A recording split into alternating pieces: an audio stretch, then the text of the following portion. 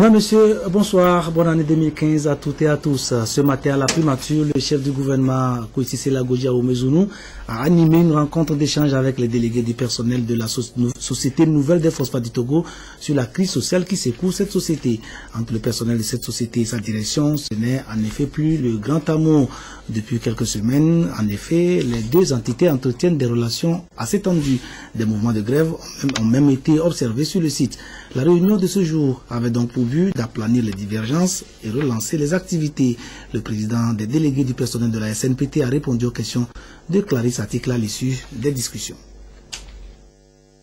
Nous avons eu une rencontre ce matin avec le Premier ministre. C'était pour une journée d'ouverture solennelle sur les questions de fond par rapport à nos revendications, à la plateforme qu'on a déposée depuis le 11 décembre 2014.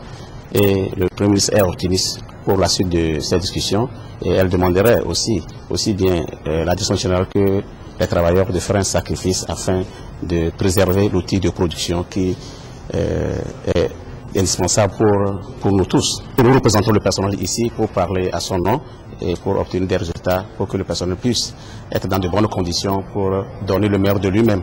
Nous sommes satisfaits par rapport à tout ce que le Premier ministre a dit, car il a dit qu'il va s'impliquer énormément afin qu'une question globale puisse être trouvée et améliorer les relations entre le personnel et la direction générale. Dans les autres administrations publiques et privées, pas de problème, les choses se passent plutôt dans la sérénité. En ce premier lundi de l'année 2015, tout le monde, ou presque, était à son poste après presque 5 jours d'arrêt de travail observé grâce au pont de vendredi offert par le gouvernement à l'occasion de la célébration du Nouvel An. Même si certains traînaient encore quelques gueules de bois consécutives au dernier verre de trop du dimanche, la reprise a été effective. C'est ce qu'ont constaté Danjouma Ali et Christine Petiki Aloudet qui ont fait le tour de quelques services.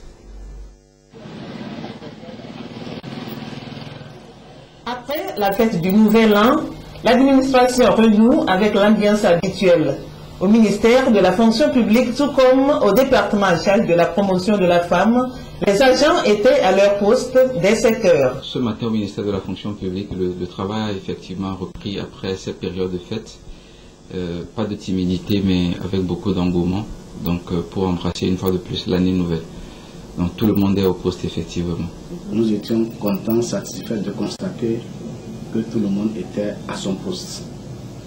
Et cela se justifie par le fait que les autorités ont vu juste en accompagnant les Togolais, en accompagnant les fonctionnaires et en décrétant la journée de vendredi férié, chômé et payé.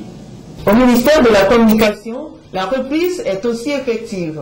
Au département en charge de l'agriculture, tout le personnel a pris part à la toute première réunion destinée à planifier la gestion de la transhumance dans le pays. Vous avez dû remarquer que la salle est archi-comble. Aujourd'hui, c'est le tout premier lundi de 2015. Ce lundi est particulier parce que l'accent est porté sur un sujet d'actualité. C'est la transhumance. Vous savez que nous sommes en janvier et c'est le mois qui est censé ouvrir la campagne de transhumance. Dès la première heure aujourd'hui, tout le monde était à son poste.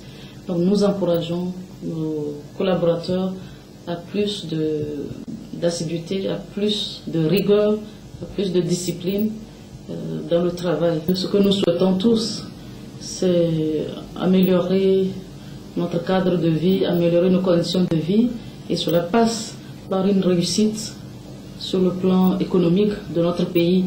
Et pour accompagner cette réussite économique, il faut que chaque acteur, chaque actrice puisse travailler, s'appliquer au travail et au travail, rechercher le travail bien fait. C'est donc parti encore pour 12 mois de travail laborieux qui va contribuer à coup sûr à atteindre de bons résultats en fin d'année selon les vœux formulés par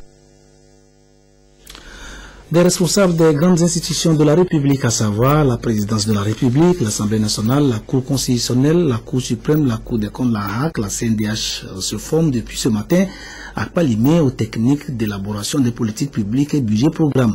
Pendant 2 semaines, ces acteurs vont apprendre à consolider leur capacité de formulation, d'évaluation et de suivi du budget programme. La rencontre est organisée par le ministère de l'Économie et des Finances. Compte rendu, Carmen Madié à Capo.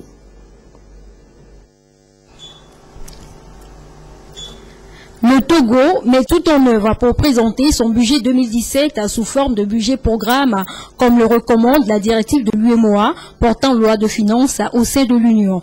Un document pouvant établir les liens entre les objectifs de politique publique, les programmes et les dépenses budgétaires sera alors élaboré et va permettre de mesurer les résultats de chaque ministère ou institution.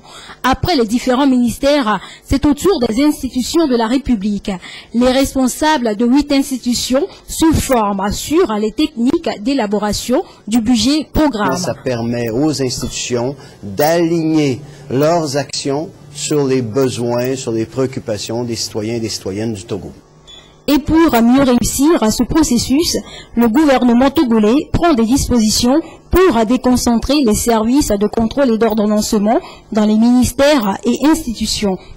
C'est chaque département ministériel qui aura une enveloppe budgétaire qui élaborera ses priorités en fonction des critères arrêtés pour qu'à la fin, qu'on puisse juger.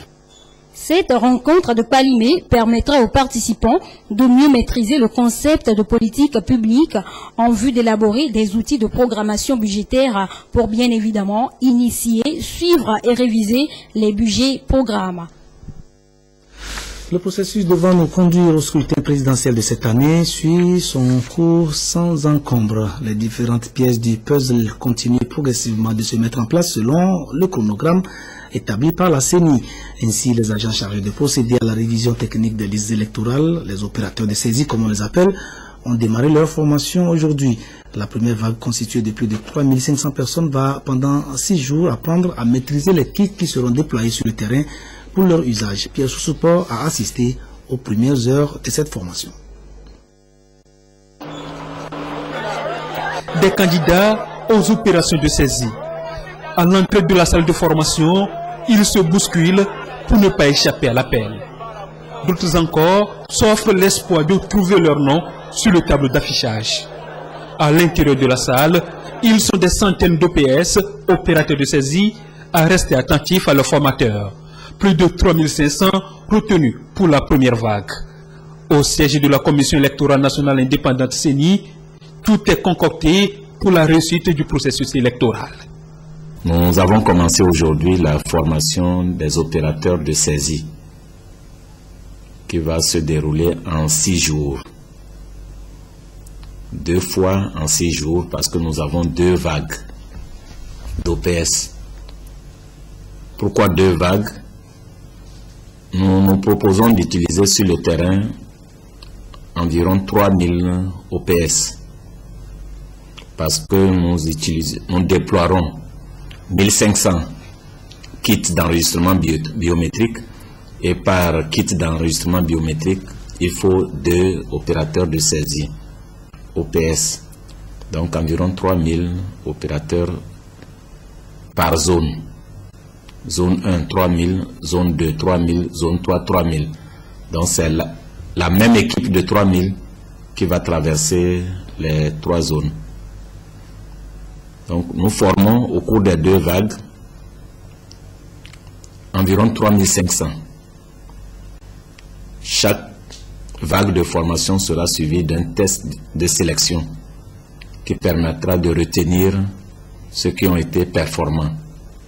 Et à la fin, donc, on réunira 3000 ou 3100 pour pouvoir faire le travail.